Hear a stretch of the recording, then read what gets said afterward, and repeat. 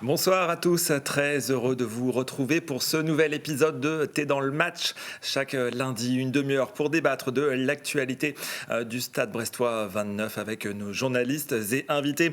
Avec cette semaine en plateau, la fine fleur du Télégramme, Maël Moisan et Pierre-Yves Henry. Salut messieurs. Salut Ludo. Pleine Salut forme. Ludo. Ouais, très content de retrouver Pierre-Yves, ça fait très longtemps que je ne l'avais pas vu.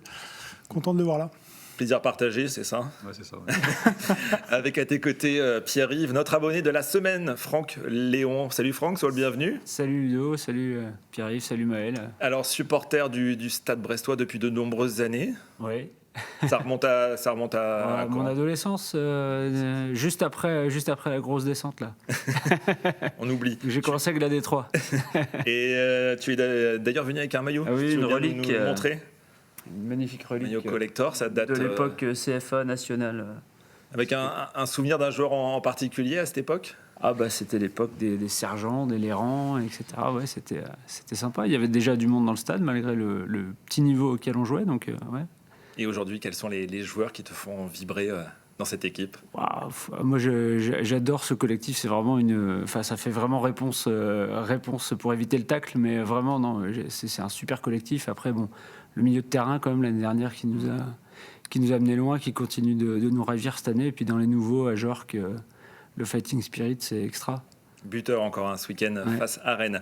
Allez, on va tout de suite rentrer dans le vif du sujet avec notre premier débat du jour.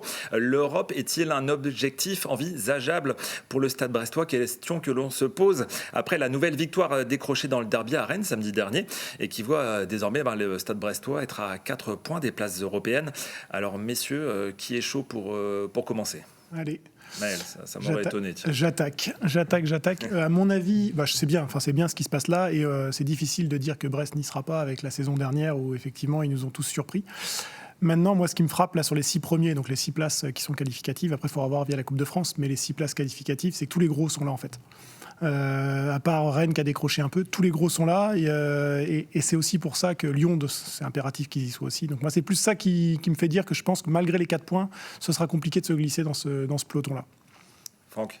Eh ben alors, c'est une très belle analyse. Moi, je dirais, on peut toujours gagner la Coupe de France. Et puis Lyon, ça va quand même pas très fort. Donc on voit que Monaco a quand même une belle avance, mais Monaco ils sont un peu dans le dur aussi en ce moment, donc une très très belle avance, mais ça pioche. Mais ce serait une catastrophe industrielle pour ces clubs-là en fait, de ne pas y être. Lyon, ils en ont besoin pour le mercato, c'est plus ça en fait, ils sont là et ils sont pas loin, ils y seront à mon avis, c'est plus ça. Pierre-Yves, objectif envisageable pour Brest? Je pense que c'est pas le débat du moment. Il y a 2 semaines quand il part à Angers, on se demande s'ils vont descendre en Ligue 2. La voie de la sagesse. Non, mais là, c'est vrai que Non, mais c'est vrai. On s'était posé la question de débattre là-dessus et 2 matchs après, C'est vrai que c'est un peu le yo-yo. Donc, je pense qu'ils sont à leur place. Là, c'est 9e, 10e. Je pense qu'ils sont à leur place. Je pense que les équipes qui sont plus calibrées pour jouer le haut de tableau, qui n'ont pas d'autres compétitions comme Lens, par exemple, comme Lyon aussi, qui je pense, vont aller plus loin. Et personne ne leur en voudra de finir 8, 9, 10, 11. Voilà. Effectivement, après, s'ils gagnent au Havre et s'ils enchaînent contre Paris après, on pourra y repenser. Mais ça ne doit pas être aujourd'hui un objectif ou quelque chose qui doit trotter dans les têtes des Brestois. Ils en parlaient d'ailleurs l'autre jour. En fait, ils ont le même raisonnement que la saison passée. On prend les matchs comme ils viennent, on les gagne. Si on les gagne, c'est tant mieux. Après, s'ils peuvent atteindre une 6e place qui est Europa Conférence, pourquoi pas. Je pense ce qui est sûr, c'est qu'on n'aura pas une Ligue des Champions encore en fin de saison. Quoi. Ce qui est nouveau par rapport à ce qu'on se disait il y a 2-3 semaines quand on se posait la question pour la Ligue 1, c'est qu'aujourd'hui, ils n'ont plus rien à craindre en Ligue 1. Il faut dire clairement les choses. C'est tellement faible. C'est tellement faible derrière. C'est tellement faible derrière. T'as déjà Montpellier, même s'ils ont gagné ce week-end, mais Montpellier, Le Havre, c'est d'une faiblesse. Et puis il y a beaucoup de clubs qui seront à lutter pour les places de barragistes. Ouais, et puis, franchement, ils sont 25 tranquilles. points, il en faudra 35 pour se maintenir. Ils doivent encore recevoir Montpellier, ils vont recevoir Reims, ils vont recevoir. Ils vont au Havre dimanche prochain. Ils vont au Havre dimanche prochain, mais ils sont quasiment invincibles à domicile, donc les points ils les prendront. Voilà, pour le maintien, moi je suis pas forcément inquiet, mais c'est vrai qu'il y a 2 semaines on refait le débat à l'inverse, on se disait à Angers, voilà, mais ils ont su remettre un petit peu le chauffe. Et ils commencent à gagner à l'extérieur en plus maintenant. Et ouais. La 2e victoire de la saison à l'extérieur. On a vu la réduction du score signé Ludovic Blas 4 minutes après le second but inscrit par Jork. Pierre-Yves, ça saurait effacer quand même les très nombreuses occasions que sont procurées les Rennais dans cette rencontre. Il a fallu beaucoup de résilience, ça a été le terme employé pour tenir ce score. Ouais, résilience, mais c'est vrai qu'on en parlait ce matin, il y a des collègues qui disaient que Brest a eu pas mal de chances de gagner. Je leur ai répondu effectivement que Rennes avait eu une barre et un poteau, que Baldé croque une grosse occasion aussi, que Doumbia aussi a une tête qui C'est vrai que le nul aurait peut-être été un peu plus logique vu la physionomie du match, mais je trouve que c'est pas illogique. Voilà, j'ai pas trouvé Rennes non plus hyper flamboyant. C'est la différence entre une équipe qui va bien et une autre qui va mal, quoi. Ouais, je trouvais que Brest était vraiment très mature en fait dans les temps faibles, dans la gestion des moments. Alors, le dernier quart d'heure où effectivement, tu reviens à 2-1 et forcément ça pousse. Mais là, tu sens une équipe expérimentée qui avait 5 jeunes sur le banc, qui avait 0 match en Ligue 1. Donc, non, ça relance bien. Ouais. Franck, t'en as pensé quoi de ce derby? Alors déjà, la magnifique avant-dernière passe de Zogbe, là, le petit externe pour Sima, c'est quelque chose quand même. Et effectivement, la petite crainte à la fin, on a l'impression qu'on n'est jamais complètement tranquille quand même. Même si je te rejoins sur la maturité. Je repense au match de Strasbourg où finalement, quand on repèse le match, c'était vraiment tranquille. Mais en fait, on a eu peur aussi. Là, on avait un petit peu peur quand même jusqu'à la fin. Un petit stress, mais bon, ma foi, c'est comme ça qu'on passe une bonne soirée aussi, quand ça se termine bien. C'est vrai. Et c'est le deuxième succès consécutif au Horizon Park. On débattait justement, enfin on en discutait, on n'a pas débattu encore, on va le débattre ici en plateau. Est-ce que ce contexte de suprématie régionale a encore du sens aujourd'hui ? Pour les joueurs, je suis pas sûr, parce qu'il y a très peu de joueurs bretons dans cette équipe. Enfin, si, il y a Chardonnay, mais ils sont quelques-uns, mais c'est pas, je pense pas que c'est significatif pour eux. Par contre, pour le public, évidemment, ils profitent à l'instant T. Brest allait se qualifier pour la Coupe d'Europe là-bas la saison dernière. Là encore, ils gagnent à Horizon. Oui, ça compte pour les supporters, c'est très clair. Sinon, ils seraient pas aussi nombreux au Horizon, les supporters. Supporters brestois, je pense, parce que c'est vrai que Rennes, la logique, c'est que Rennes batte Brest en fait en Ligue 1. Et c'est vrai que là, le 5-4 on était habitué, en Après, avril. on connaît quelques supporters rennais, nous, à la rédaction. Je peux te dire qu'ils n'étaient pas fiers avant le match et ni même Les pendant. supporters nantais mercredi soir non plus. Ah non. C'est vrai aussi. Un partout. Pour en revenir au débat, on se posait la question, effectivement, alors maintien acquis, place européenne pas loin. La vérité, elle est entre les deux finalement. Comme disait Pierre, ouais, c'est ça, ouais. Moi, je pense que c'est leur place. 8, 9, 10, 11, 12 à peu près. Clairement, ils ont un effectif qui est étoffé et qui est, je pense, plus calibré que des équipes comme le bas de tableau, Saint-Etienne, Le Havre, Montpellier, tout ce qu'on veut, même s'ils ont perdu des matchs à Angers, Auxerre, Montpellier. Et je pense que c'est une équipe qui, parce qu'elle joue la Ligue des Champions, qui, parce qu'elle veut aussi jouer la Coupe de France, n'arrivera pas, je pense, à aller vers le top 5, 6, 4, 5, 6. Enfin, c'est comme on l'a vu à l'instant T, mais je pense que voilà, 8, 9, 10, je pense qu'elle a sa place en Ligue 1 aujourd'hui. Éric Groy, il répète à l'envie qu'il veut que son équipe existe et a un rôle à jouer dans ce championnat. Est-ce que tu penses, Franck, par exemple, et question pour vous aussi, messieurs, que Brest a changé quand même, malgré tout, de dimension dans cette Ligue 1? L'équipe, je sais pas, mais nous, les supporters, en tout cas, clairement, parce qu'en début de saison, c'était si on se maintient, c'est génial, si on gagne un match de Coupe d'Europe, c'est génial, et puis finalement, on se prend à rêver, on a envie de les voir continuer, on devient gourmand un peu. Donc oui, quelque part, ça a changé pour nous, en tout cas. C'est ce que disait Pierre tout à l'heure sur le côté mature. Je le disais notamment sur le contre qui joue contre Rennes, là encore aussi. C'est une équipe qui, rappelez-vous, le Brest, il y a 2-3 ans, qui est monté avec Der Zakarian, Delauglio. C'était sur le fil du rasoir sans arrêt. Et là, maintenant, ils dégagent quand même une sorte de solidité, même s'ils peuvent être ballottés, mais ils dégagent quelque chose, ils dégagent une force, ils dégagent une équipe de milieu de tableau, en fait, quelque chose d'une équipe de milieu de tableau, qui n'est pas une équipe qui joue le maintien comme tous les autres, qui ont la peur au ventre sans arrêt, quoi. Donc oui. Et pour revenir sur cette question de l'Europe, la question a également été évoquée avec l'entraîneur brestois après la rencontre face à Rennes. On écoute Éric Groy. Globalement, il est évident que quand tu es à 5-6 points des places européennes, alors je ne sais pas exactement à combien on sera, mais tu te dis que quelque part, tu es toujours dans la course, quoi. Donc moi, ce que j'ai envie, je l'ai dit depuis le début, les joueurs aussi, c'est d'exister dans cette Ligue 1. Et c'est pas parce qu'on joue effectivement 2 autres compétitions qu'on ne doit pas être capable d'être performant dans notre championnat. C'est l'objectif qu'on a, même si on sait que c'est compliqué et que surtout en ce moment c'est encore plus compliqué parce que t'as pas trop l'opportunité de faire tourner, de faire reposer les organismes. Mais bon, c'est comme ça, on fait avec et puis on va essayer de continuer à avancer.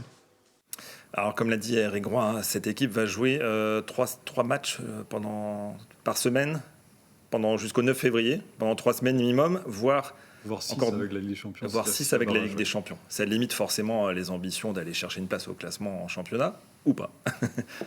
Je sais pas, je pense que les victoires aussi. Oui. La victoire de Lyon a peut-être amené la victoire de Nantes en Coupe de France. Celle de Coupe de France a peut-être donné de la confiance à un joueur comme Zogbe aussi qui était bon à Rennes. Donc j'imagine que voilà, les victoires aussi amènent les victoires et que c'est leur discours. Ils calculent pas, ils prennent les matchs comme ils viennent et si victoire il y a, tant mieux. Et c'est vrai que c'est intéressant. Enfin, c'est peut-être moins intéressant pour nous dans l'histoire Ils disent pas forcément on va aller jouer top 4, top 5, mais dans leur réflexion, je pense que c'est la bonne. Je pense qu'ils seul n'y truc- pensent pas parce que là, Non, je suis pas sûr qu'ils y pensent. Par contre, là, ils sont au taquet du taquet. Il suffit de regarder. On regardait tout à l'heure les joueurs qui sont pas rentrés en jeu à Rennes. Là, ils touchent le taquet, quoi. Parce qu'ils ont plus rien, ils ont plus de marche. C'est plus que des jeunes qu'il y a derrière. Là, faut plus de blessés, faut plus de, il y a plus de marche, quoi. Donc, ils continuent à tourner sur cette envie-là, sur cet état d'esprit, mais pas simple. Là, il y a des joueurs qui vont revenir. Le Bah, Cardinal, Koulibaly, pour le Fèvre match était Coupe à d'Europe, l'entraînement. pour le Havre. Alors, Coupe d'Europe, le Cardinal est suspendu, donc il ne pourra pas être là. Fèvre, je ne sais pas s'il y a une angine, donc voilà. Après, c'est pas un titulaire indiscutable non plus.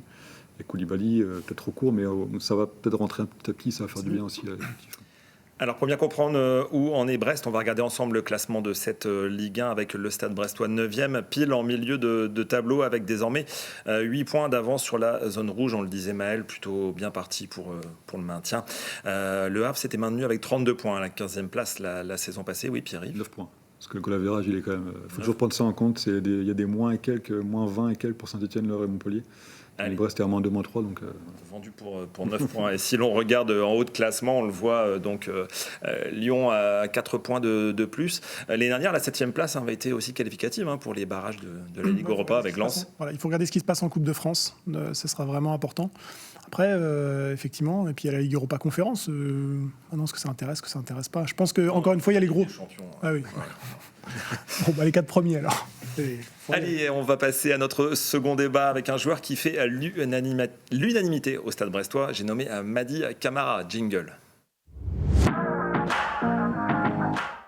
À 26 ans, le milieu de terrain formé à l'AS Saint-Etienne vient récemment de prolonger son contrat avec le Stade Brestois jusqu'en 2027. Mais quelque chose nous dit que ses performances sur le terrain ne passent pas inaperçues au-delà des frontières brestoises.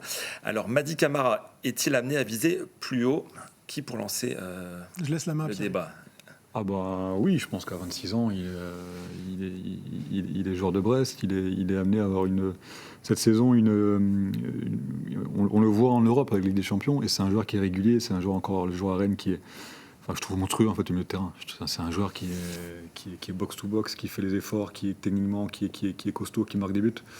Ça fera 3 ans en fin de saison qu'il sera joueur de Brest. En fait, je le vois un peu dans la lignée des joueurs comme Brassier, Honora, qui auront fait leur temps à Brest, qui auront fait ce qu'ils pouvaient, qui auront fait ce qu'il fallait, et qui, je pense, j'ai pas d'infos précises là-dessus, mais je pense qu'ils seront amenés à l'été prochain à peut-être partir. C'était de l'idée avec lui, mais C'est paradoxal pour un joueur qui vient de prolonger, même si ça ne veut pas C'est pas dire grand-chose. grand-chose. C'est pour faire grimper le prix du transfert.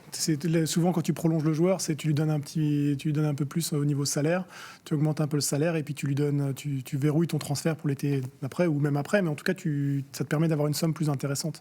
Mais je suis d'accord avec Pierre. Moi, je pense que cet été, il aura du monde. Est-ce qu'il y a consensus sur le sujet, Franck? Il est monstrueux, il est partout. Box to box, je pense que c'est vraiment le terme. Et du coup, ça fait penser à la Première Ligue. On avait ce débat là tout à l'heure avec Pierre. On a commencé à table le débat en mangeant tout à l'heure. Moi, je le vois bien à Marseille. Son club. Moi, je le vois. Originaire de Martigues. De Martigues, ouais. Moi, je le vois bien à l'OM, franchement, parce que dans le style de Zerbi, alors encore une fois, à Marseille, il faut que les entraîneurs aient dur, parce qu'on ne sait pas trop non plus aujourd'hui. Mais dans le style de Zerbi, je pense que c'est typiquement le genre de joueur. Ils ont pris le Canadien Koné, là, mais ça ne marche pas. Ils font rejouer Rongier, mais qui n'a pas ce profil de box-to-box, qui est plutôt un joueur qui fait tourner. Un camarade dans ce profil-là, on verra. Moi, je mettrais plutôt une pièce sur Marseille que sur la Première Ligue, si Marseille met le prix, quoi. En tout cas, sur le débat, Éric Roy a tranché, c'était il y a 10 jours après la victoire face à Lyon. Regardez ce que disait l'entraîneur brestois à propos de son milieu de terrain. C'est un garçon qui vit pour le football, très sérieux, très professionnel et qui est amené à continuer sa progression. On verra où. Mais il est évident qu'il intégrera des effectifs dans des grands clubs prochainement.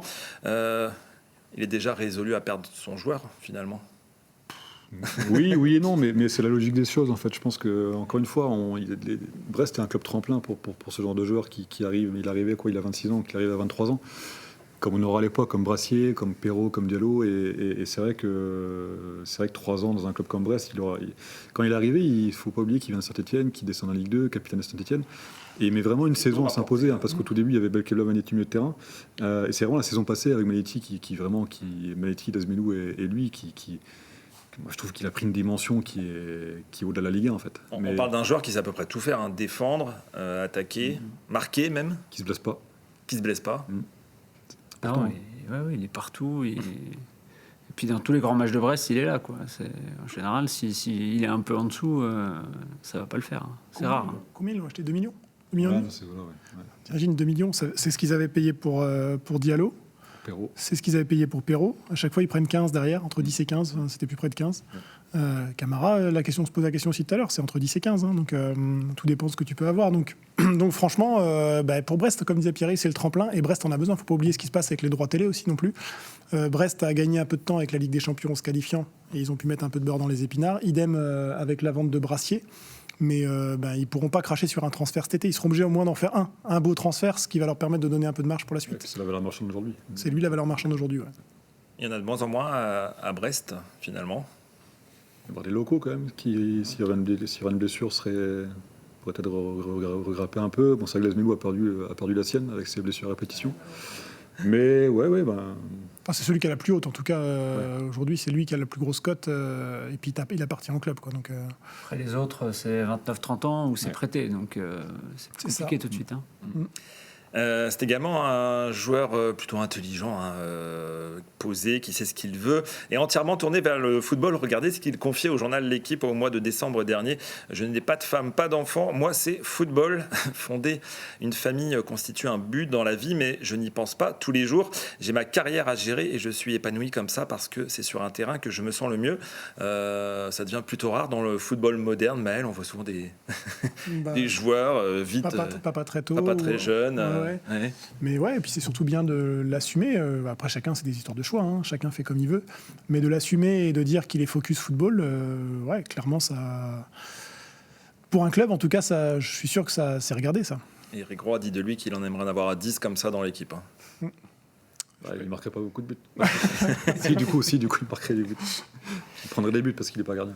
Ouais. Madi Camara qui devrait en tout cas à coup sûr être sur le terrain pour la rencontre de Ligue des Champions mercredi soir. Voilà qui nous amène à notre dernier débat du jour.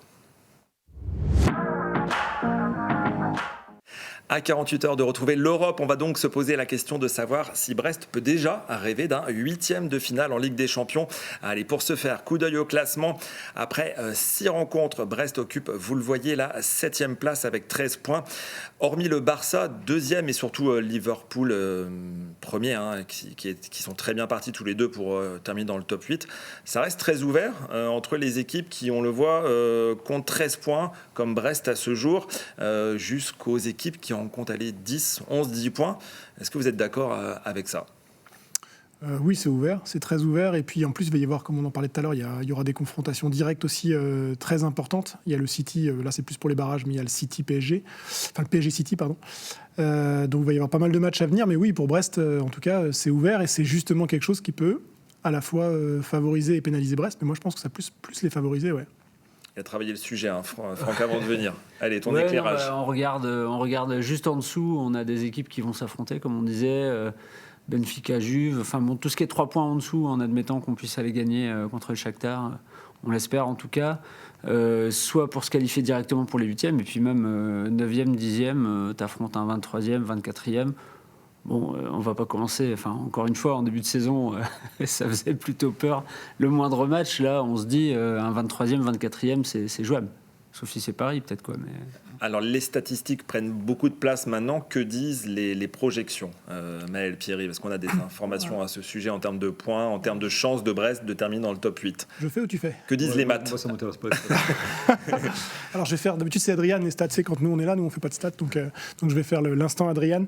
31% de chance, là, avec... donc, c'est Opta qui dit ça. 31% de chance d'être dans le top 8. Aujourd'hui pour Brest, et 69% de chances d'être en barrage. On n'a pas mis les décimales, il y a un 0, je ne sais plus combien, qui peut faire qu'ils ne sont pas du tout en barrage, mais il y a très très peu de chances. Donc ça, c'est pour la situation comptable aujourd'hui.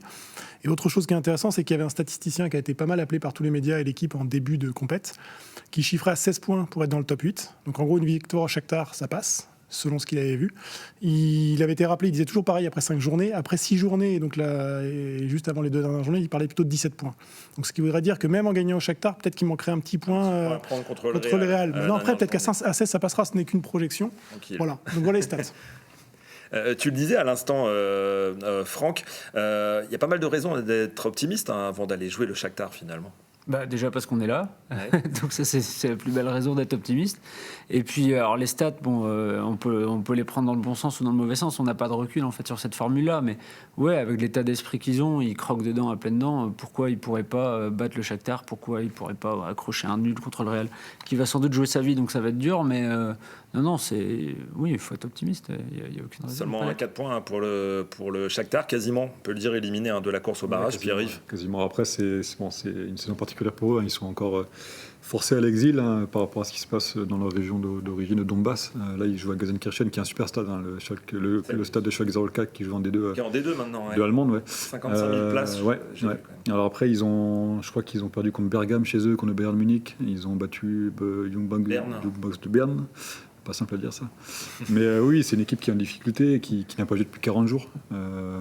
Tous les ans, le championnat. Leur dernier match, c'était le 15 décembre. C'est en raison de la trêve hivernale. Tous les ans, à cause du temps, en fait, ils stoppent. Et du coup, là, ils n'ont plus joué depuis le 15 décembre. Ils sont partis en Turquie faire un stage pour se réoxygéner et prendre un peu le soleil. Ils ont fait des matchs amicaux, mais ils n'auront pas, en tout cas, enfin, du moins sur le papier, ils n'auront pas le rythme, en fait, je pense, pour peut-être...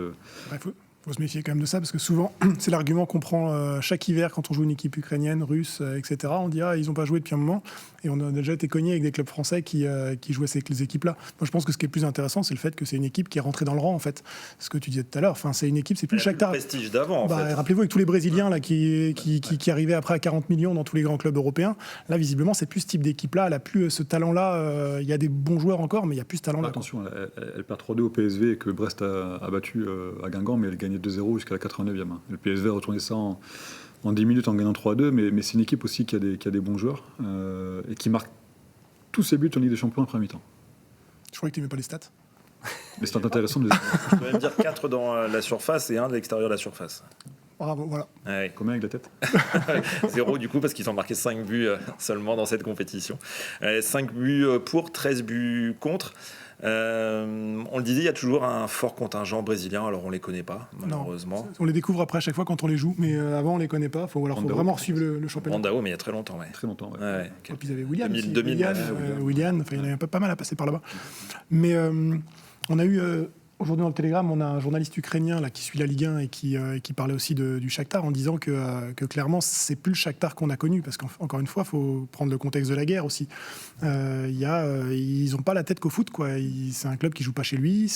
Voilà, il y a plein d'autres paramètres qui font qu'ils ne sont pas que sur le football aujourd'hui, quoi. Ils se partagent en fait, le championnat. En fait, c'est un club qui était basé dans le Donbass, qui n'a plus joué depuis 2014 dans cette Donbass Arena à cause du conflit, qui est en fait entre Kiev, où les joueurs sont logés, où ils vivent, et Lviv, c'est une ville à l'ouest de l'Ukraine.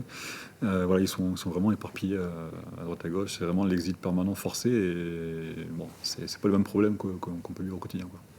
En tout cas, quoi qu'il arrive, mercredi soir, quel que soit le résultat, ça nous promet une dernière journée contre le Real. Mais alors, contre le Real pour Brest, et plus globalement, ça va être incroyable comme scénario. Ce qui est fou, c'est que quoi qu'il arrive, Brest sera devant le Real avant le coup d'envoi du mercredi 29 janvier. Et ça, c'est juste hallucinant.